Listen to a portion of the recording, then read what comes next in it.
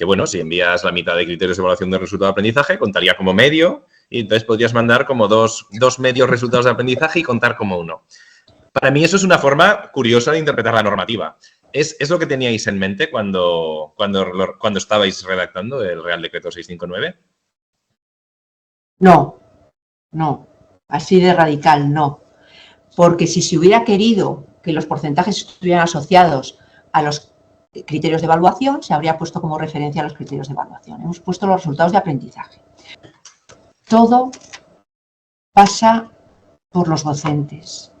Yo creo que a menudo no nos damos cuenta de lo importante que es lo que hacemos. Entonces es tan importante, de verdad. Mirad, tenemos una ley ahora mismo y un sistema que pone de ejemplo la Comisión Europea. Ya no pone de ejemplo a Alemania, es que nos pone a nosotros como ejemplo. Es que la UNESCO me ha invitado a ir a dar una charla como modelo ejemplar de formación profesional. La OCDE nos pone como ejemplo de formación profesional. Están analizando cómo es posible que hayamos conseguido crecer en la matrícula en casi un 35%, un 33% en estos últimos años. Que en los últimos años hemos multiplicado por 2 los trabajadores que se forman en formación profesional. Que, por cierto, un dato que antes te decía que comentaríamos y que no habíamos comentado. Hablamos mucho del paro juvenil. Sabes que solamente de todos los desempleados, solamente el 18% tienen un título de FP. Tomé la decisión, ¿no?, de salir y tuve suerte porque la ministra me lo permitió, ¿no? Ya unos meses antes había intentado. ¿Por qué? Pues porque creo que en los sitios hay que saber estar y hay que saber marchar y dejar a otra gente que continúe, ¿no? Pero sobre todo por eso, ¿no? Por lo más negativo, me decías, pues porque necesitaba volver a tener un poco de tiempo, volver a, no sé, a tener un poco más de vida, ¿no? Que es verdad que inevitablemente, pues mi criatura es la formación profesional, la sigo y digo, ay Dios mío, ¿por qué no han salido todavía los reales decretos de los grados, no? Bueno, pero sé que están en muy buenas manos, que es mi equipo y que son estupendos todos. Y yo creo que es un ejercicio que viene muy bien. A quien ha ocupado un alto cargo, un puesto de mucha responsabilidad, yo creo que es muy bueno saber parar y lo cual no quiere decir que luego lo eche de menos y vuelva dentro de poco, pero ya veremos. Pero bueno, ahora estoy también en otro puesto de mucha responsabilidad, pero bueno, pues con otros retos.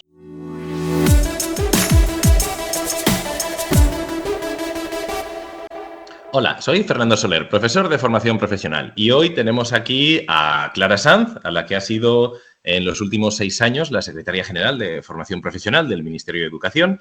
Muchísimas gracias, Clara, por acceder a esta entrevista y a aparecer en el canal. Gracias a ti, que va. Lo más importante es difundir y hablar de formación profesional, así que al revés, encantada de estar con vosotros. Pues muchísimas gracias. Y bueno, pues si te parece vamos a comenzar, ¿vale? Mira, la primera pregunta que supongo que todos tenemos es, ¿cuál es la...? Bueno, yo creo que si a la nueva ley de formación profesional tuviéramos que ponerle nombre y apellidos, seguramente serían los de Clara Sanz, ¿vale?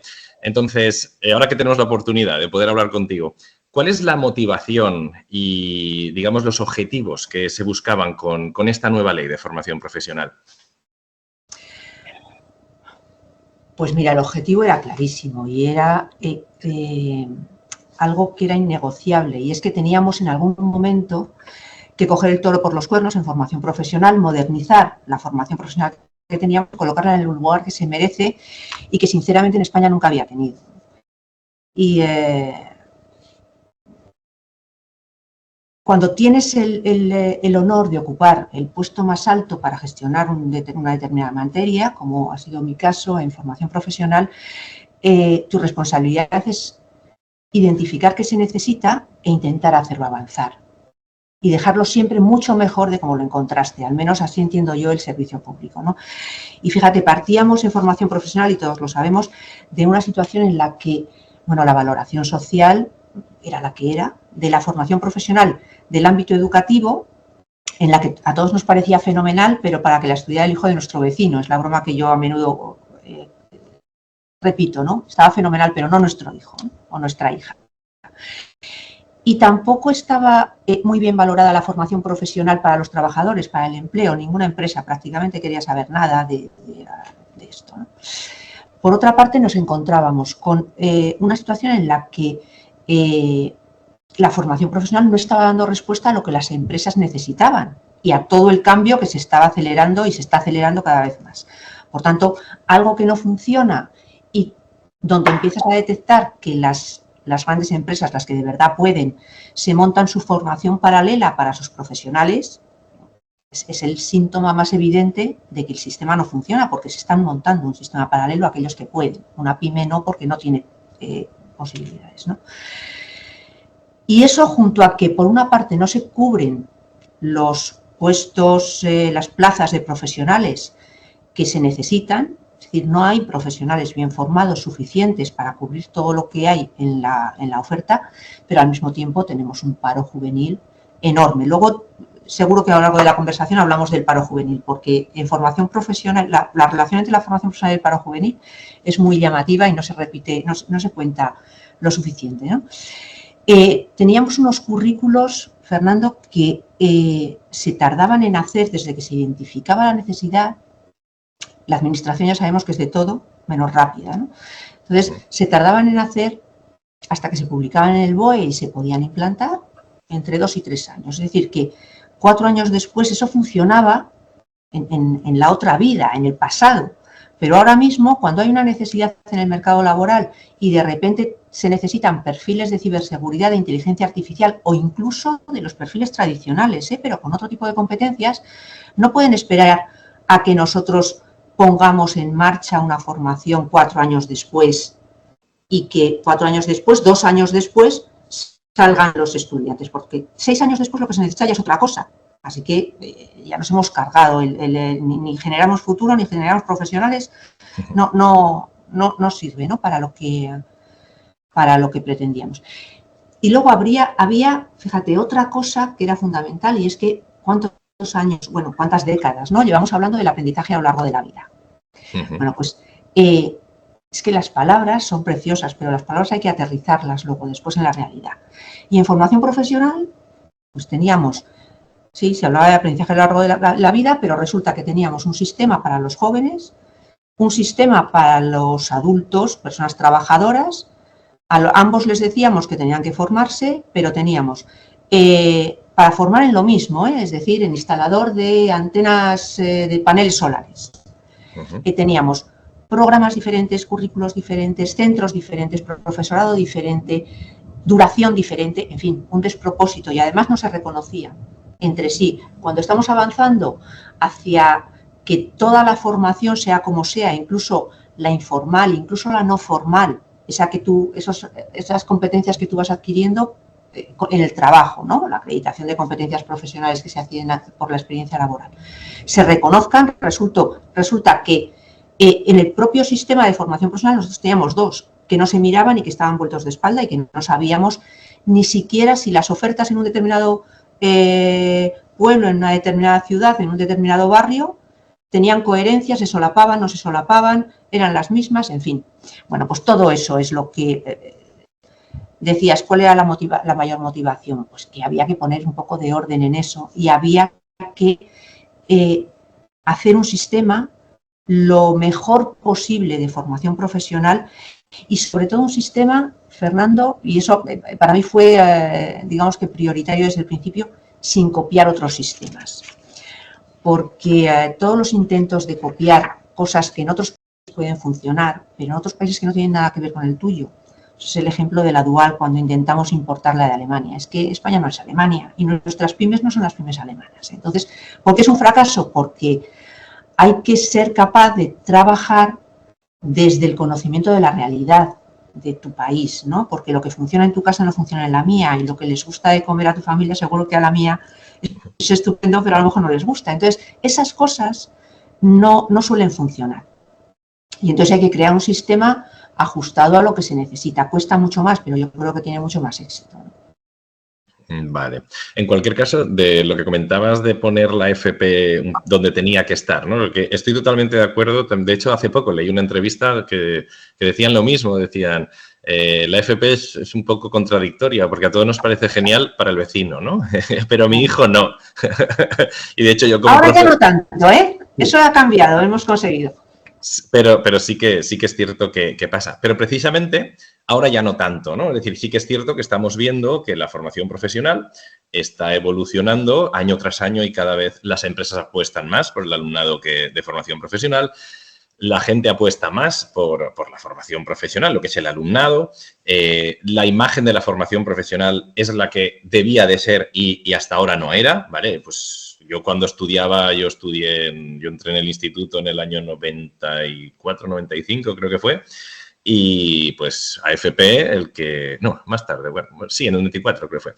AFP era el que no valía para estudiar. El que no valía para estudiar. Ahora la cosa es muy diferente.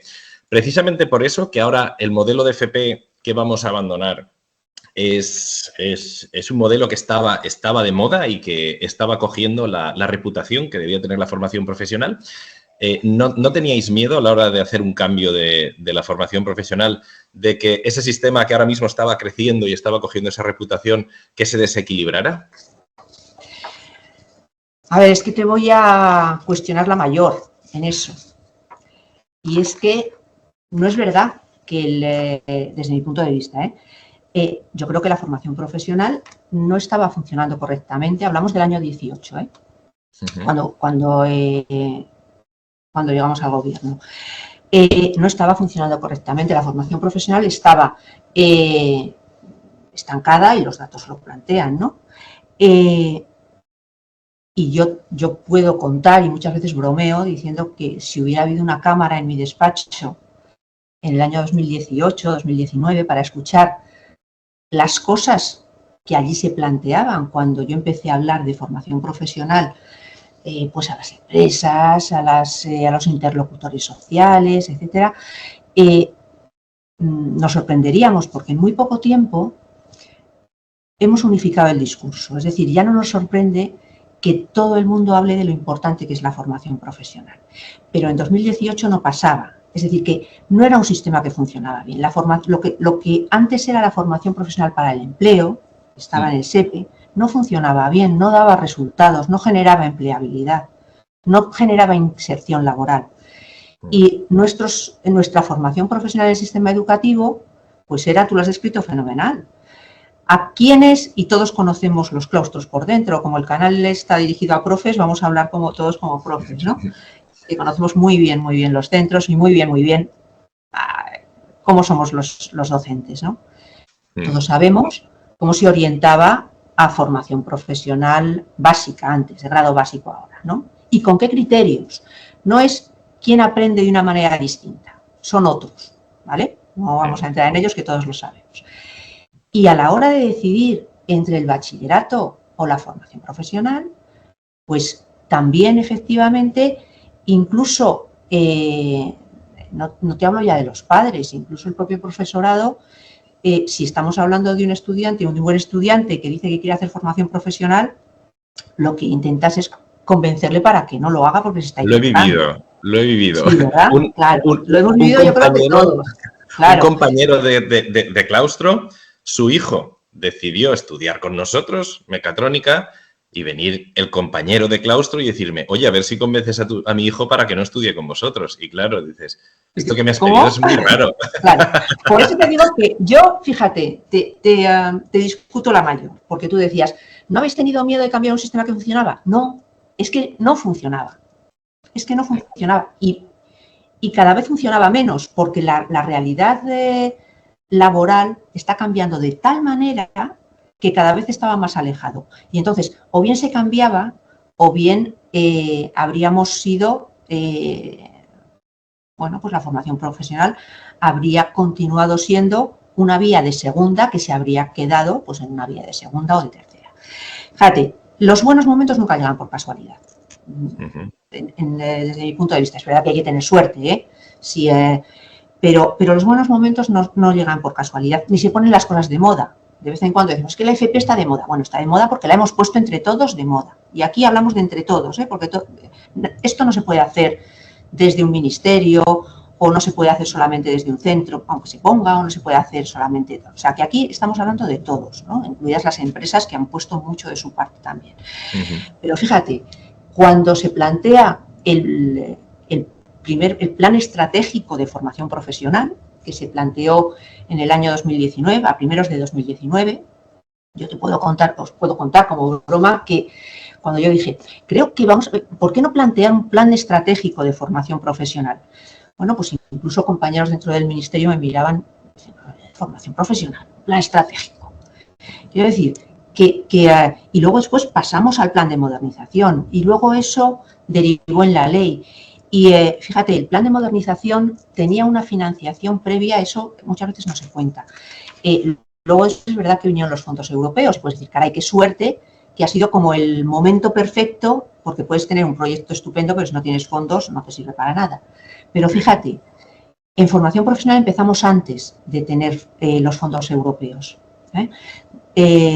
Cuando presentamos el plan de modernización y su memoria económica, que por primera vez cada plan de formación profesional ha tenido su memoria económica y la ley también, desde Presidencia de Gobierno se dijo, de acuerdo, dense fondos. No existían los fondos europeos, eran fondos propios del Gobierno español.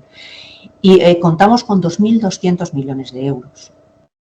Es decir, que empezamos antes, un año antes de los fondos, luego ya llegaron los fondos europeos, con lo cual ampliamos esos fondos, pero los teníamos antes para hacer la transformación. Es decir, que la apuesta era de antes. O sea, que no teníamos miedo porque teníamos claro que era imprescindible. Y es que todo el mundo nos decía que era imprescindible. ¿Sabes dónde funcionaba más o menos bien? Donde los centros y donde el profesorado tenían claro que tenían que hacer algo más allá de lo que decía la norma que había que hacer. O para actualizar los programas, o para tener más relación con las empresas, o para conseguir que la formación de los chavales fuera mejor. No hablemos de los, te insisto, de los certificados de profesionalidad que a mí me decían las empresas. Yo no quiero saber nada de eso. Estoy hablando en términos muy generales, no estoy poniendo en cuestión que tuvieran su valor, ojo. Pero, es decir, que al final, y ahí lo que sí conseguimos es esa gota a gota ir consiguiendo tejer alianzas, de tal manera que tanto las empresas como los centros, que habéis ayudado muchísimo desde las asociaciones, por ejemplo, de asociaciones de profesores, los interlocutores sociales, al final, todos nos arremangamos para ponernos a hacer una transformación que fuera realista también, porque yo también he presumido mucho de que todo mi equipo era gente que salía de los centros, porque el papel lo soporta todo, y ya lo sabemos, ¿no? Y las normas lo soportan todo, pero hay que hacer cosas realistas. Y tenemos una virtud, la administración, y aquí incluyo también a los centros, y es complicar todo lo posible, todo lo que sea susceptible de complicarse, lo complicamos. Y entonces, y ahora me da mucha rabia, por ejemplo, en formación profesional, cuando algunos dicen, es que hay burocracia, es que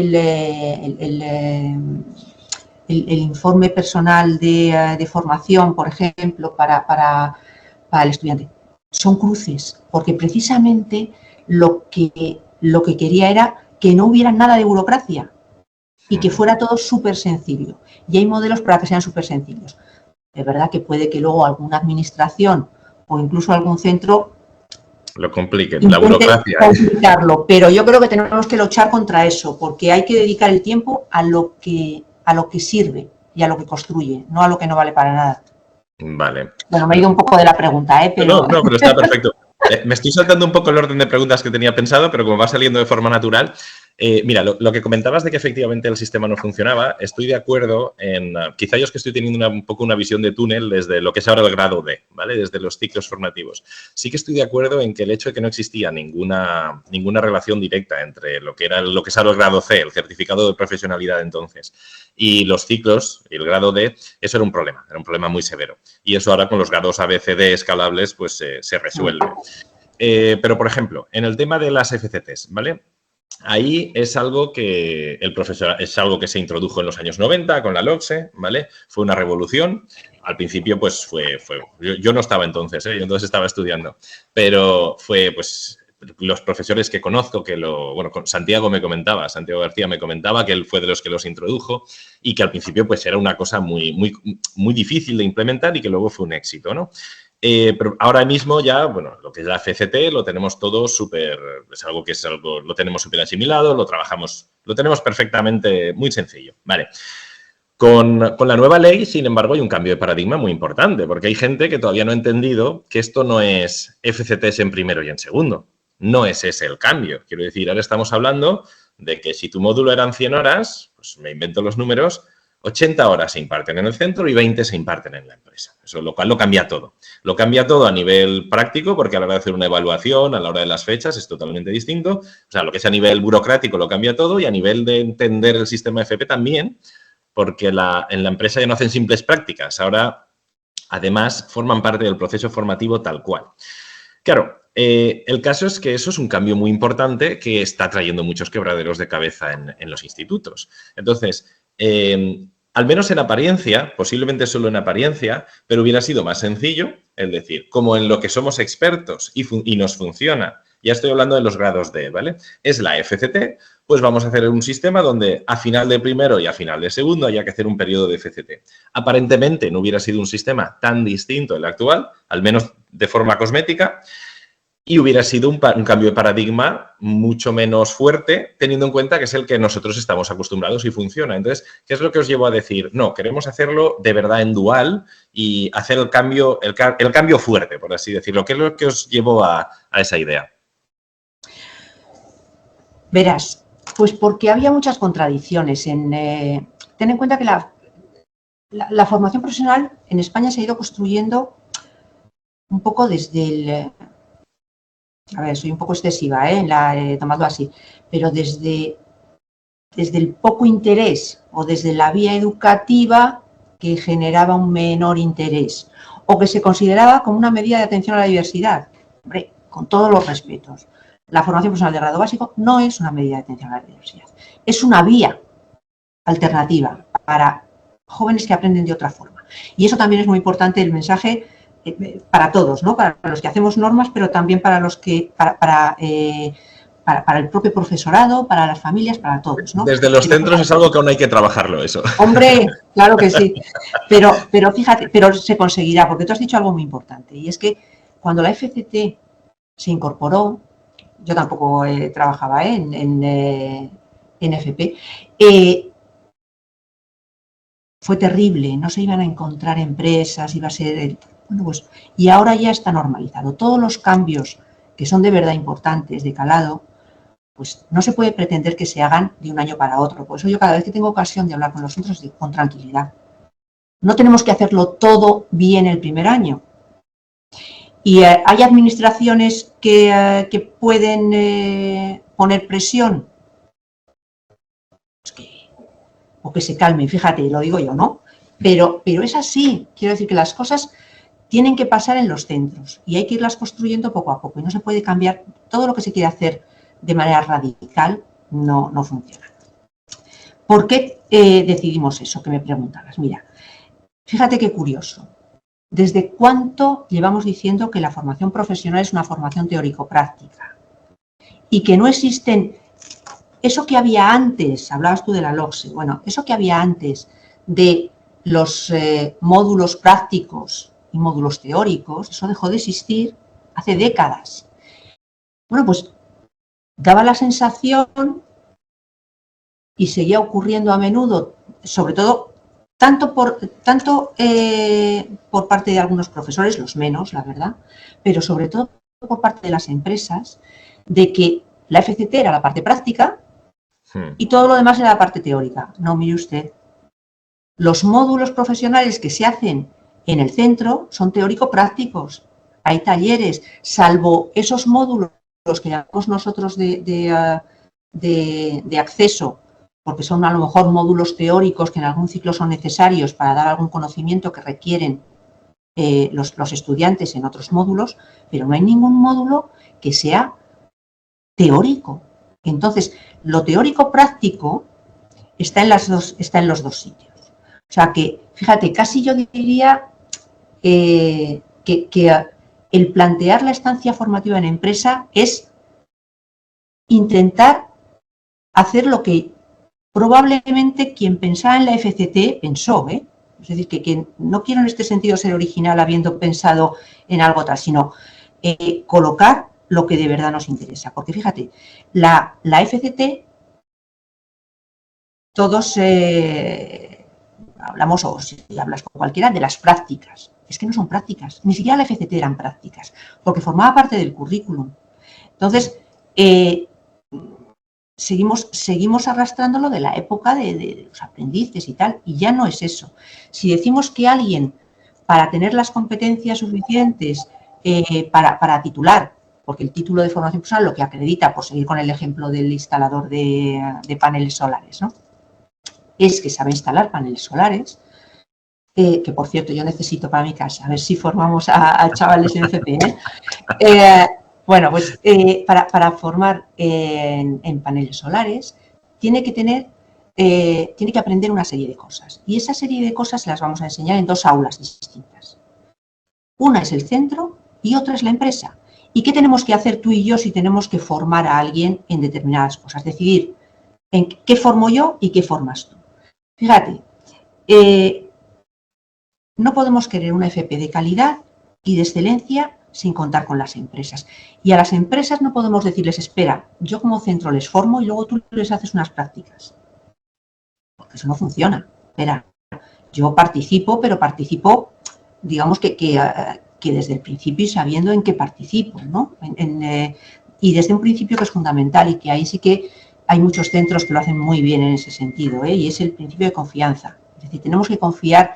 No puede funcionar cuando en el centro pensamos que lo que hacen en la empresa no vale para nada, y no podemos funcionar si en la empresa piensan que ahora que ya vienen estos chicos a hacer prácticas les voy a enseñar yo porque los que les han enseñado en el centro no vale para nada. Claro. Entonces hay que intentar participar pero en pie de igualdad, ¿no?, y darle su sitio también a las empresas. Y fíjate, tampoco varía tanto. Yo creo que hay algunas veces que a los centros lo que les está llegando es que es más complejo y que es mucho más alejado de lo que están haciendo de lo que debería ser. Ojo, todos sabemos que hay FCTs que se han hecho muy bien y FCTs donde un chaval podía estar barriendo, esto no lo diré así, lo digo entre profesores. Y claro, barrer durante 3 meses, pues hombre, pues casi se lo ahorramos. Entonces, ¿qué es lo que tenemos que hacer? Intentar garantizar que igual que queremos que en el centro funcionemos bien, que también en la empresa funcionen bien, ¿no? Y habrá empresas que funcionen y otras que no. Fíjate, tú hablabas del tema de un porcentaje por módulos. La norma, el nuevo sistema no plantea un porcentaje de cada módulo. ¿Por qué? Porque hay que ser mucho más, voy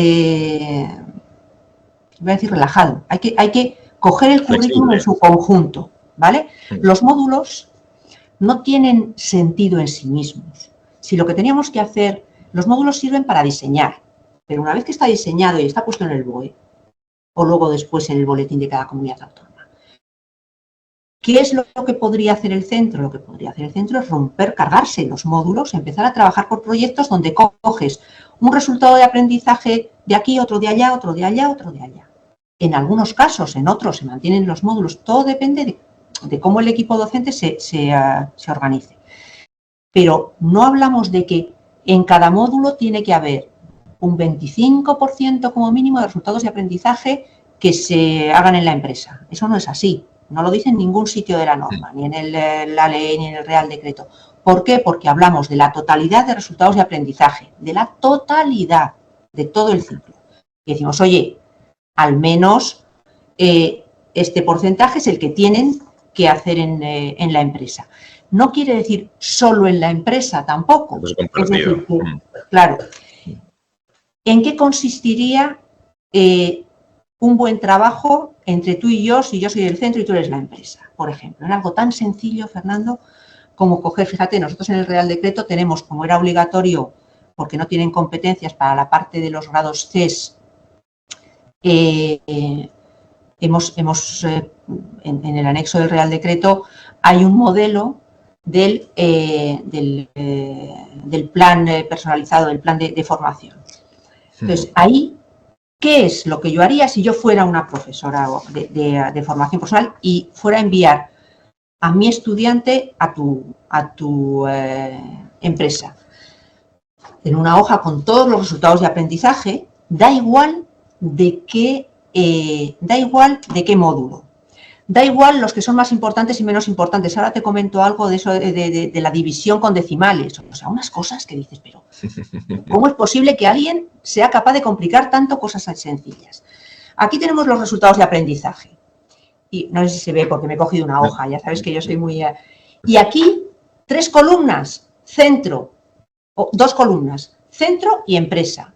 ¿Qué resultados de aprendizaje voy a dar yo solo en el centro?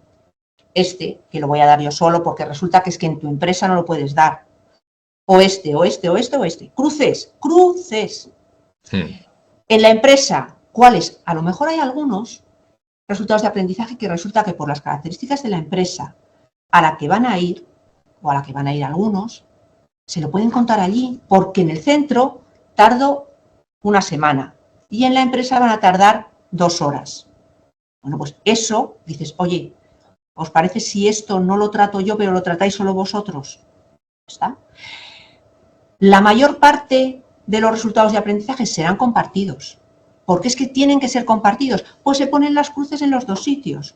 Quiero decir que, ¿qué es lo que te garantiza eso? Que cuando tú vayas a hacer el seguimiento, el tutor de la estancia en empresa, cuando vas a hacer el seguimiento en la empresa, tú sabes que tienes que mirar y decir, oye, ¿han hecho esto? ¿No han hecho esto? ¿Han hecho esto otro?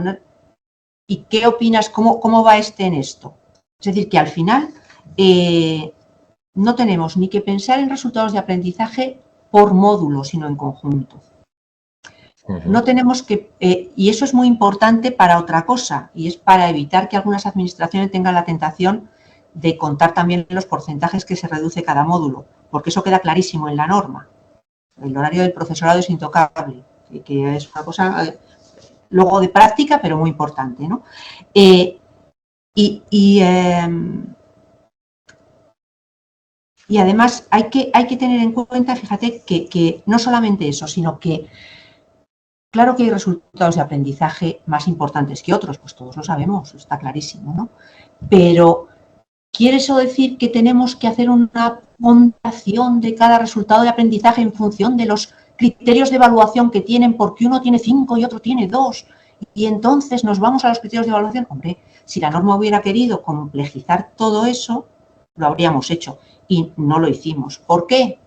Pues porque hay que pensar que los centros tienen el buen criterio y el conocimiento tanto de cómo funcionan ellos y de cómo es el profesorado que tienen, porque no es lo mismo funcionar en un grupo de docentes que funcionar en otro. Cada uno tiene su forma de hacer las cosas.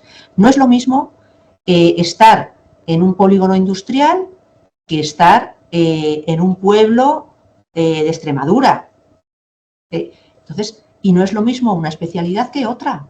Entonces, dejemos un poco, confiemos en que los centros tengan autonomía de verdad, no le dé la de papel, ¿no? Como decía antes con lo del aprendizaje a lo largo de la vida, de la de verdad, para decidir, ¿vale? Yo tengo estos resultados de aprendizaje que tengo que conseguir que todos mis estudiantes consigan, ¿vale? ¿Cómo nos ponemos a trabajar tú y yo? Venga, pues esto sí, esto no, esto sí, esto no. Y se hace una distribución coordinada. Y eso implica que cuando yo vaya a poner la nota te tendré que preguntar, porque si no dirás, oye, mira, no me vaciles, ¿no? A ver, bueno, esto se está convirtiendo en demasiado coloquial, ¿no? Pero, claro, no, está claro. Tendrás que decir, yo tendré que preguntarte y decirte, oye, si somos un centro lo suficientemente abierto, ¿quieres estar en la junta de evaluación ese ratito? O, oye, cuéntame qué te parece para trasladarlo a mi nota. ¿Cómo ha ido? Todos sabemos que hay estudiantes que son buenísimos en el centro y muy malos en la empresa, y al revés. Los malos en el centro y que resulta que te dicen en la empresa, oye, es fantástico el tío. Bueno, pues eso, es que eso es la formación profesional. No podemos, y entonces no podemos relegar eso, que es la esencia, a unas prácticas al final, o unas prácticas al final del primero y otras prácticas al final del segundo, porque no es eso, no es eso. Es ir intentando hacerlo de manera que el aprendizaje se haga conjunto. Y te cuento una anécdota, con esto termino. Hubo alguien al principio, cuando yo empecé a trabajar, o sea, cuando yo empecé a trabajar en esto, cuando ya estaba dando vueltas con el papel en blanco, que es durísimo enfrentarte al papel en blanco y decir, venga, ¿por dónde empiezo, no? Pues fíjate, hubo una persona que me contaba muy defensor, él había trabajado mucho en Alemania, ¿no? Y era muy defensor de la dual y me decía, claro, es que aquí la dual que se hace es como el café con leche. Primero les das la dosis de café y luego les das la dosis de leche. Pero eso no es un café con leche. Tú te tomas el café y te tomas la leche. Bueno, pues eso que parece una tontería no lo es, porque al final la FCT era eso. Y no queríamos eso. Esa era entonces, al final, pues, ¿qué tuvimos que hacer? Más vale, en lugar de remendar, transformar. Y estamos en una época, nos ha tocado vivir la cuarta revolución industrial, o sea que estamos en una época en la que los remiendos no sirven mucho, Así que hay que ser creativo y adaptarse. No. Queríais un cambio de paradigma de verdad, por eso lo hicisteis así para que se diese el cambio de paradigma. Claro. Vale. Pues mira, ya que estamos hablando de resultados de aprendizaje, si te parece voy a entrar en detalles un poquito más técnicos, ¿vale? Con el Real Decreto 659/2023, que básicamente pues, desarrolla toda la ley de formación profesional, los artículos 105 y 106 han traído muchísima, al menos entre el profesorado, ha habido muchísimo debate al respecto. Porque claro, el 105 dice que los módulos vinculados a estándares de competencia se tienen que compartir con empresa. Y el 106 dice, vamos a centrarnos en el general, que entre el 10 y el 20% de esos resultados de aprendizaje totales del ciclo tienen que ir a empresa. Claro, esto, por ejemplo, si no me equivoco, Madrid y Murcia, la lectura que han hecho de estos dos artículos es que solo los módulos vinculados a estándares de competencia podrán dualizarse. El resto de comunidades, por ejemplo, creo que Aragón en un principio, si no me equivoco, también lo puso así, luego en el borrador, luego lo cambió. Al final, la mayoría de comunidades autónomas dicen, bueno, aquí en la ley dice que los vinculados tienen que ir, lo que no quiere decir que los no vinculados no puedan ir si se considera oportuno. Entonces, al final tienes algunas comunidades, las menos, que solo se puede llevar a empresa los vinculados y las más que consideran que los vinculados tienen que ir y los no vinculados podrían o no ir. Teniendo en cuenta que los no vinculados son muchos más de lo que muchas veces creemos, porque no solo es IP1, IP2, sostenibilidad, digitalización, inglés. Hay un montón de módulos transversales en todos los ciclos prácticamente. En algunos ciclos, por ejemplo, el medio de farmacia y parafarmacia, creo que un tercio de los módulos que tiene aparentemente específicos son transversales, también son no vinculados, ¿vale? ¿Cuál era la intención que tenía el Ministerio al redactar estos dos artículos? ¿Qué pasaría cuál es la intención de los módulos no vinculados? Mira, a ver, ¿por qué pusimos esos artículos? Pues mira, para varias cosas. Primero, para blindar que el centro, algo que se ha cuestionado mucho, blindar que el centro es el responsable último de la formación. Cuando se decía, es que se está cediendo la formación a las empresas, no es verdad, pero no existe formación profesional de calidad sin la empresa. Pero había que blindar y blindar respecto a posibles tentaciones de todo tipo. Y creo que todos podemos pensar de lo que hablamos. Hablábamos antes del número de horas del profesorado en relación a los módulos, ¿no? Teníamos que blindar que el centro es el responsable último de la formación y que eso no cambiaba. Teníamos que evitar tentaciones, por ejemplo, de que se decidiera que se pudiera decidir que un módulo profesional se daba al 100% en la empresa, por ejemplo.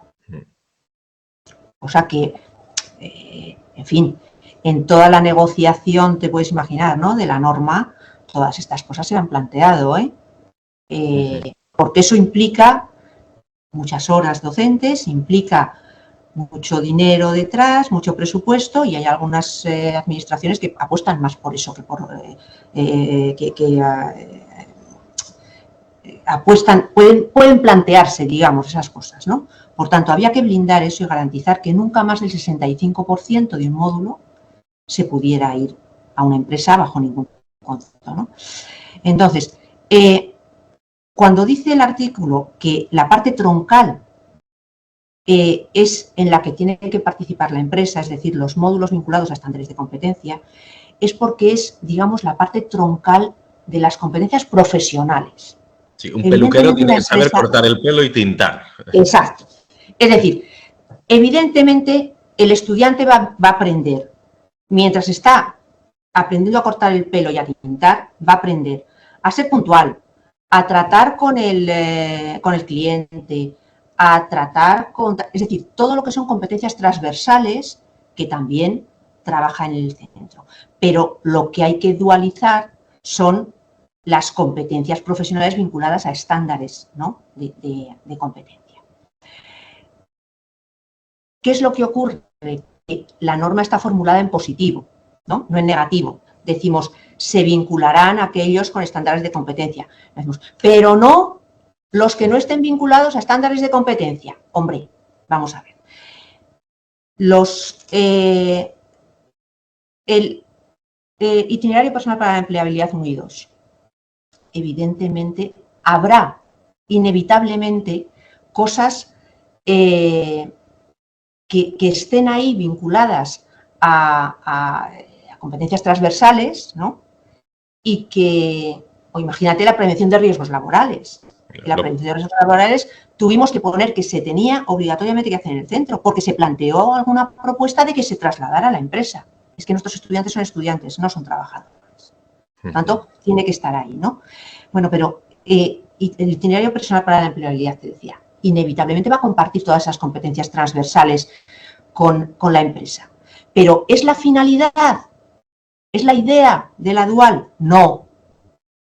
Los porcentajes lo que intentan es que el estudiante no se pase tintando, solo tintando, todas las horas que se tira en el centro, sino que haga un abanico de resultados de aprendizaje vinculados a estándares, ¿no? Pasa lo mismo con digitalización, o con sostenibilidad, o con proyecto. ¿Es la idea inicial? No, no es la idea inicial. La idea inicial es que fundamentalmente se dualicen los que están vinculados a estándares de competencia. Los demás, pues pueden... hay que poner una línea roja y decir, de ninguna manera, pues yo creo que no hay que ser extremistas en nada. Por tanto, ¿creo que es dramático? No, creo que no lo es. Pero creo que, digamos que hay que dualizar con sentido común, sobre todo, como casi todo, ¿no? En la vida. Entonces, ¿yo para qué quiero que este alumno vaya a la empresa? ¿Para aprender a tintar? ¿O para que aprenda a ver cómo la digitalización ha modificado no sé qué, que también, pero es que lo va a utilizar en el día a día? Por tanto, me interesa más que trabaje resultados de aprendizaje que van a ser mucho más pegados a lo que es su práctica profesional después, ¿no? En fin, con criterio general, me preguntas cuál era la idea inicial. La idea inicial era que se centrara en RAs de módulos vinculados a estándares de competencia. Pero, en fin, al final estas cosas, todo tiene su porqué, Fernando. Si ampliamos, si dejamos que todos los módulos, con independencia de que estén o no vinculados a estándares de competencia, los dualicemos, lo que hacemos es, digamos, que reducir el porcentaje de resultados de aprendizaje de los otros módulos que hay que trasladar a la empresa. ¿Qué quiere decir eso? Pues que todos apoyamos la dual. O sea, si tú ahora haces una encuesta, nadie te dirá, yo no creo que la empresa no sea importante en la formación de nuestros estudiantes. Nadie. Todo el mundo te va a decir, es fundamental la estancia en la empresa de calidad. Pero ojo, a ser posible que no sea demasiado larga, a ser posible que no me quite ni una hora de mi módulo, porque entonces los alumnos van a estar peor formados, la administración, sí, es muy importante la empresa, pero a ser posible que no se descabale el centro, porque ya que pago al profesor que esté... Quiero decir que tenemos que ser consecuentes, Fernando, y es verdad que que todos los cambios, un cambio de este calado lleva consecuencias, pero la idea era dualizar esos. Me parece que perjudica en algo esta otra versión o esta otra interpretación. Pues sinceramente no. Creo que todos son resultados de aprendizaje y que todo sirve, con lo cual al final pues la diferencia es menor, creo, en lo que debe ser el cambio. Y yo confío mucho en los centros. Creo que luego son los centros los que tienen todo el sentido común del mundo, porque son los que saben qué necesitan sus alumnos y con qué empresas están manejando. Yo entiendo lo que quieres decir. La complicación que yo le veo dos cuestiones a la hora de llevarlo al día a día. La primera es que, a ver, yo, por ejemplo, los alumnos del instituto en el que estoy ahora, todos los primeros, todos se han ido ahora, se acaban de marchar hace una semana a hacer la dual, ¿vale? Y pues hablas con las empresas y, a ver, al final no es la empresa la que te dice qué resultados de aprendizaje puede dar o no. Tú visitas, ves qué empresas son aptas para tu alumnado y las seleccionas, si es que tienes suficientes empresas, ¿vale? Al final, realmente, la empresa no es tanto un compromiso por parte de la empresa le voy a enseñar esto o aquello, sino que eres tú el que haces una selección previa viendo qué es lo que puede aprender ahí. Lo que quiero decir es que al final, realmente, el que tú decidas que va tal o tal otro módulo no tiene tanta importancia, porque al final la empresa está en un proceso productivo, el alumno entra dentro de ese proceso y al final, claro, a veces es un debate un poco estéril porque dices, ¿y este resultado de aprendizaje lo mando o no lo mando? Y dices, no va a cambiar nada de lo que pase. Eres tú el que tienes que ir a ver y ver qué es lo que va a suceder ahí dentro. Pero no le puedes cambiar a la empresa. Porque una norma, vamos a ver, una ley puede ser estupenda. ¿Cambia algo? No. Cambia el marco, te permite hacer hacia dónde hay que ir. ¿Un Real Decreto cambia algo? No, Fernando, todos los docentes lo sabemos. Si no cambia en el centro, no cambia nada. ¿Quién tiene que decidirlo? Lo estás contando tú. Claro. ¿Lo puedo decidir yo desde un despacho? No, lo tienes que decidir tú, con tu empresa. Claro. Entonces, tampoco lo puede decidir tu administración autonómica. Es que te tiene que dejar decidirlo a ti, porque no tiene nada que ver el chaval que se va a marchar a una peluquería de un pueblo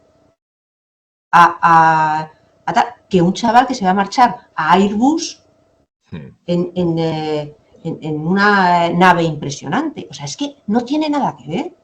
No, y que tenemos luego otro problema. Es vuestro criterio el que tiene que jugar. Ni se pueden cerrar las cosas. Hay administraciones autonómicas que han cerrado, desde mi punto de vista, en exceso el cómo hacer esto. Porque fíjate, hablabas de los primeros y los segundos, ¿no? Claro, de que este año, lógicamente, entra en vigor primero. Y es la primera vez que los de primero van a las empresas. Y entonces, pues claro, lógicamente, el profesorado está con preocupación, tiene que hacer eso, tiene que conseguir empresas que para unos chavales que antes no conseguía, pero no deja de ser... puestos formativos, sí. Claro, pero ¿sabes qué pasa? Que, y yo eso lo he discutido mucho en otros foros que no eran tanto de educación, sino más económicos y tal, daba la sensación de que es que los centros de formación profesional nunca han tenido relación con las empresas. Oiga, es que tenemos ya miles de empresas que están trabajando con la formación profesional. Parece que esto es una tabla rasa y que es que hemos sido tan tontos que jamás nos hemos relacionado con las empresas. No, mire, es que ya hay muchas empresas y hay mucho trabajo hecho. Entonces, ¿qué es lo que hay que intentar hacer? Vuelvo al sentido común. La norma básica, es decir, la ley o el Real Decreto, fíjate, nunca dice qué mínimo de horas tienen que hacer en primero o en segundo. ¿Por qué? Pues por lo que te decía, porque no es lo mismo encontrar peluquerías en un pueblo que buscar en aeroespacial puestos, ¿no? Entonces, nadie dice que estemos hablando de dividir por dos. Nadie dice, y a lo mejor ni siquiera De hecho, nosotros, por ejemplo, no lo hemos hecho. Nosotros en nuestro territorio, en Ceuta y Melilla, lo que se ha dejado es un margen para que decida quién, para que decida cada centro en función de cada especialidad. Entonces, un mínimo creo que son de 90 horas hemos puesto, ¿no? Pero así de memoria. Y hasta 100 y algo. Es decir, es menos de la mitad, pero claro, hay que poner un mínimo, porque entonces lo mismo para blindar el bueno, porque vaya 10 horas, para una jornada. No desvirtuemos la dual otra vez y entonces nos volvamos hayamos hecho todo esto para nada, ¿no? Pero hay que intentar buscar la manera de que se adecue. Si tú colocas a los alumnos de segundo en un periodo, a los alumnos de primero en otro, por ejemplo, dices que tus alumnos de primero se han marchado ahora. Se han marchado ahora hasta... Se van 250 horas. En teoría tendrían que haberse ido se tendrían que haber ido al volver de Navidad. Pero es que mi instituto está en la zona de la Riada. Entonces, se lo ha llevado el río, literalmente. Estamos realojados en un centro integrado. Creo que es el más grande de la Comunidad Valenciana, en Ciudad del Aprendiz, porque está en algún sitio dentro de la Albufera, nuestro instituto. Entonces, ha sido todo un poquito más complicado. Aún así, claro, las empresas también se las ha llevado el río. Entonces, aún así ha sido complicado, pero retrasando un mes, hemos podido enviar a todos los primeros a Dual. Bueno, genial. Además, ya sabes que sacamos una norma para facilitar que se pudiera hacer todo eso en vuestra zona, por la Riada. O sea, que donde podíais moveros a otros territorios, donde se podía cambiar, en fin. Vale, bueno, ahí evidentemente las circunstancias mandan, con lo cual ya está. Fíjate hasta qué punto es importante no cerrar la norma. Porque imagínate que la norma dijera, no, hay que hacerlo en tal periodo. Pues mira, es que justamente nos hemos quedado sin instituto. Si conseguimos colocar a los estudiantes, pues mira. Bastante. Claro. En condiciones normales, Fernando, si tú a mí me preguntas, ¿es el mejor momento para que los chicos de primero se vayan a hacer su estancia en empresa? En términos generales, pues yo te diría, creo que no. ¿Por qué? Pues porque, fíjate, solamente se han formado un trimestre, pobres míos, que casi no tienen formación, ¿no? ¿Dónde colocaría yo la estancia en la empresa en el primer curso? Pues con el tiempo seguro que avanzamos hacia eso y hay comunidades autónomas que ya lo tienen, esas opciones de, en algunos centros es posible, en otros no, de varios días en la empresa, varios días en el centro, o de mañana en centro, tarde en empresa, etcétera. Es decir, ir combinándolo. Pero si hubiera que concentrarlo, yo los de primero los llevaría al final del curso. ¿Por qué? Porque ya han tenido un periodo de formación en el centro mayor. Entonces, ¿qué haría? Colocaría en este periodo a los de segundo. Y en las mismas empresas, cuando se marchan los de segundo, colocaría a los de primero. ¿Colocaría el mismo número de horas en primero y en segundo? Pues probablemente no, en mi centro. ¿Por qué? Pues porque es verdad que en primero lo normal es que trabajes los RAs de los módulos de primero y en segundo los RAs de los módulos de segundo, lógicamente. Pero al final en segundo tienes opción de recuperar módulos que a lo mejor no se han podido, RAs que no se han podido trabajar, en fin. Vete a saber, ¿no? De tal manera que en primero, que tienen un poco menos de formación, vamos a hacer menos horas, sin quitarle la entidad, porque entonces nos cargamos, nos lo cargamos, pero la norma tiene que ser facilitadora. Imagínate si en la norma, yo teniendo claro lo que te estoy contando, ¿no? Tuve tentación en la norma de decir que se vaya, si se junta toda, en todo caso al tercer trimestre. Pues podría haber tenido la tentación. Si no confiara en que, hombre, los centros tienen la suficiente sensatez y todo el profesorado tiene la suficiente sensatez para colocarlo donde cree que debe colocarlo. Si yo hubiera puesto eso, pues vosotros no habríais podido en tu centro mandar a los chavales ahí. O habríamos tenido que hacer un real decreto ley diciendo autorizamos a que por razones excepcionales. Es decir, que todo es una cuestión de, digamos que de confiar en lo que pasa en los centros. Volvemos siempre a lo mismo, ¿eh? Pero lo de que estén primero, que ahora, este primer año, nos parece complicado, duro, las empresas tienen que entrar también en ello, tal. En unos años miraremos atrás y nos parecerá inconcebible que alguien haga formación profesional y solamente pise una empresa cuando está a punto de acabar, cuando ya ha probado todo, y a lo mejor va a la empresa y dice, joder, si esto no me gusta nada. Entonces, eso es lo que hay que nos parecerá incomprensible que estuviéramos funcionando así.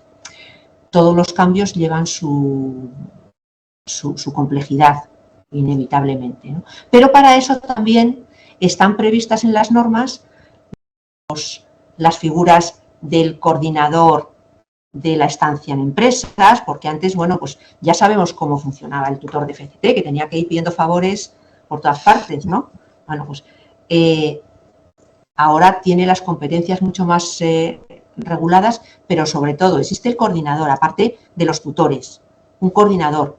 En principio, lo que la norma básica dice es que con las horas asignadas que cada administración tenga, igual que el coordinador de innovación, igual que el coordinador de internacionalización, es decir, que digamos que se ha intentado que todo esto que requiere esfuerzo, además de los prospectores, por cierto, que se financian con los fondos de programas de cooperación territorial del Ministerio, es decir, que luego después cada administración autonómica ayuda más que otra en función de cómo se lo cree y lo bien que lo sepa hacer, ¿no? Pero ya te digo, yo creo que dentro de unos años pues pasará lo que te contaba, lo que te contaban sobre la bomba que fue la FCT cuando se montó.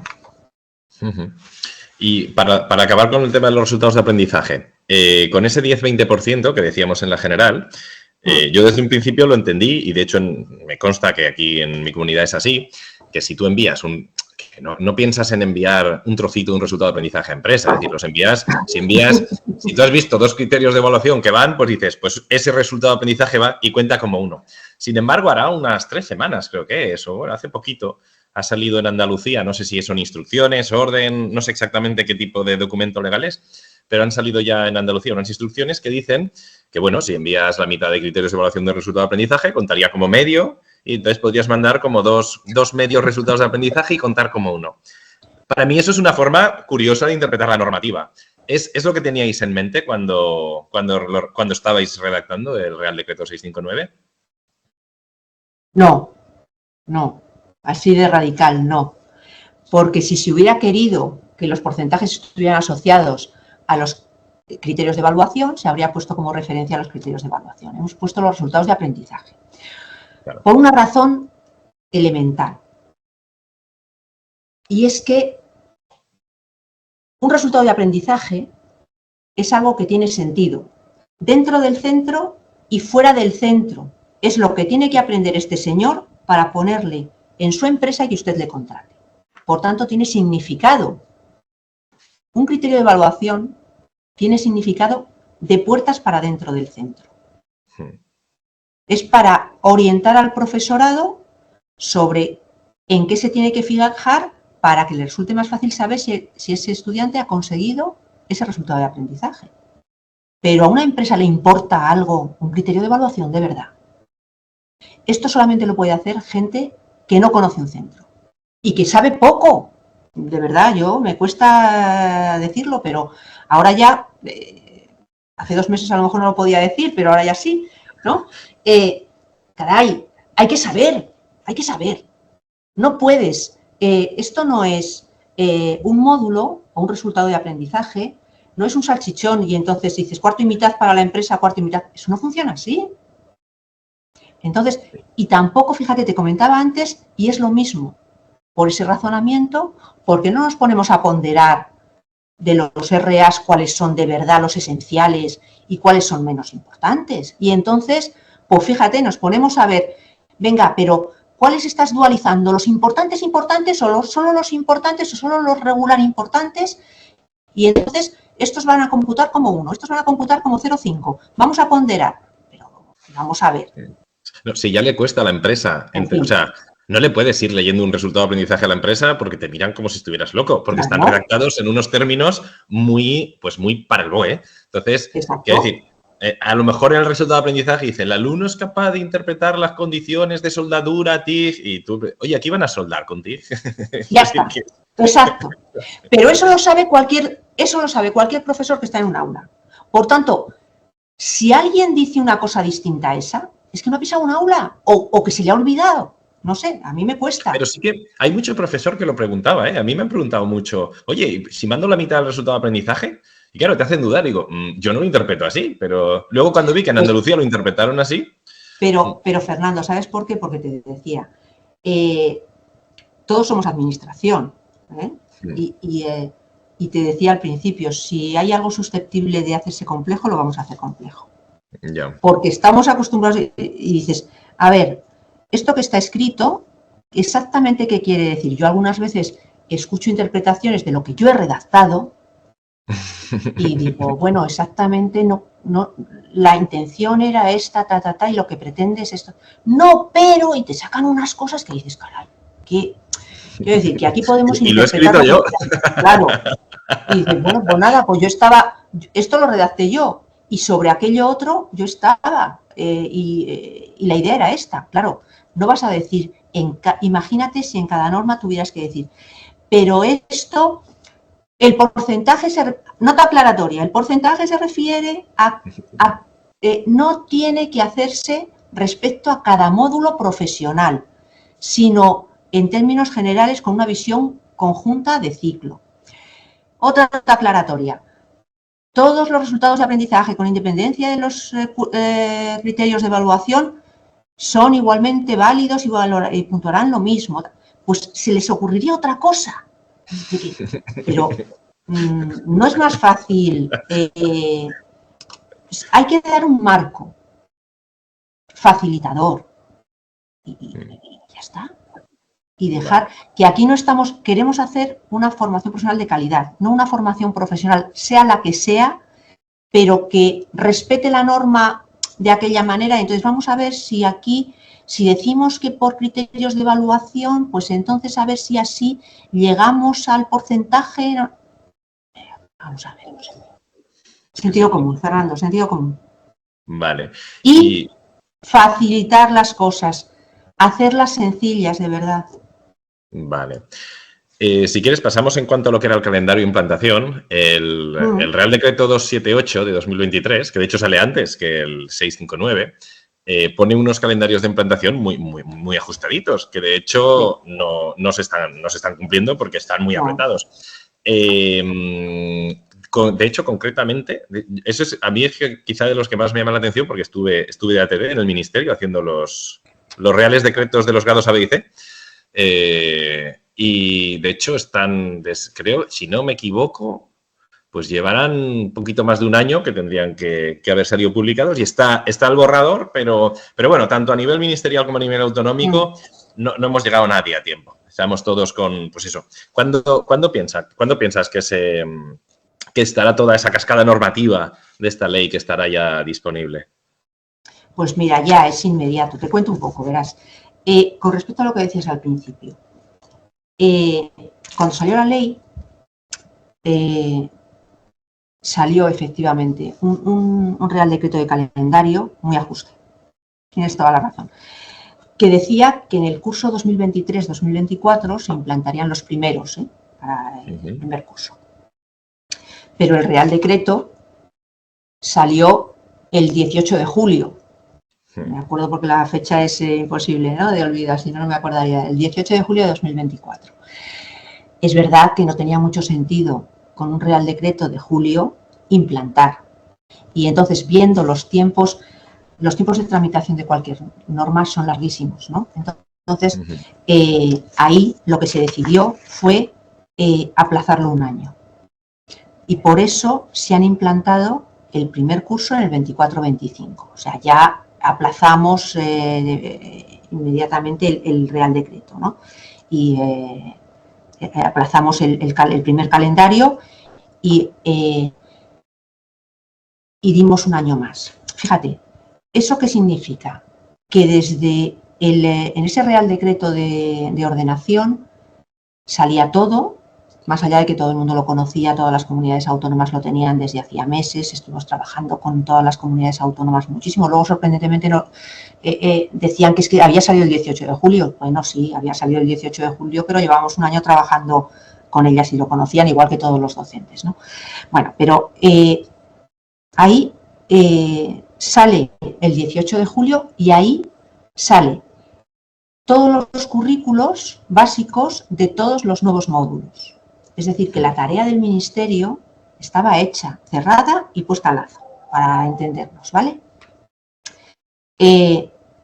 Había un año entero para implantar.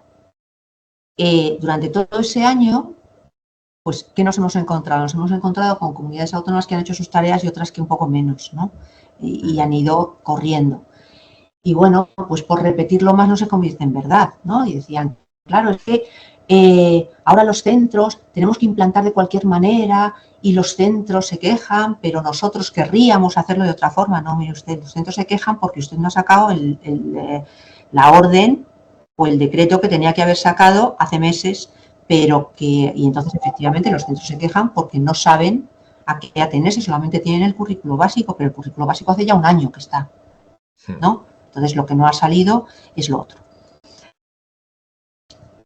Con respecto a los grados C, al troceo, ¿no? Que dices que tú participaste. Eso es una cosa, déjame que haga un comentario con respecto a eso, porque me parece que es súper importante. Todos el currículo, por ejemplo, de itinerario personal para la empleabilidad, o el único, que es el de grado básico, ¿no? No se han diseñado en el ministerio, lo han diseñado docentes de FP. El troceo, la fragmentación de los ciclos para hacer los grados C, los grados B y los grados A, hicimos un esfuerzo, vamos, recortamos de todas partes para contar con profesorado, como fue tu caso, que estuvisteis liberados todo un año.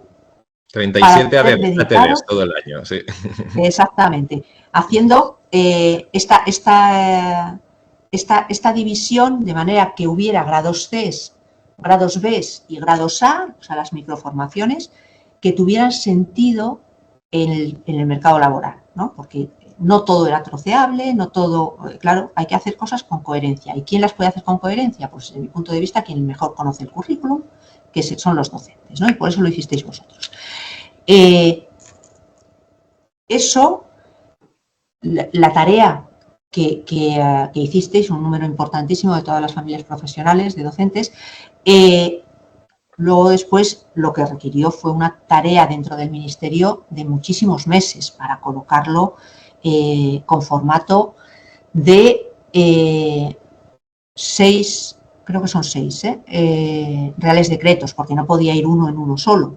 Son más de 2.000 folios total, es una locura. O sea, que estamos hablando de que después de esa tarea hubo una tarea muy trabajosa y muy tediosa, porque al final es ir colocando en cajitas todo y sumando para ver que efectivamente el número de horas no se descompensa con un certificado de profesionalidad antiguo, pero que todavía está en vigor y que da la misma titulación, y entonces hay que tener cuidado con esas cosas. O sea, hay que hacer una revisión enorme de todo, ¿no?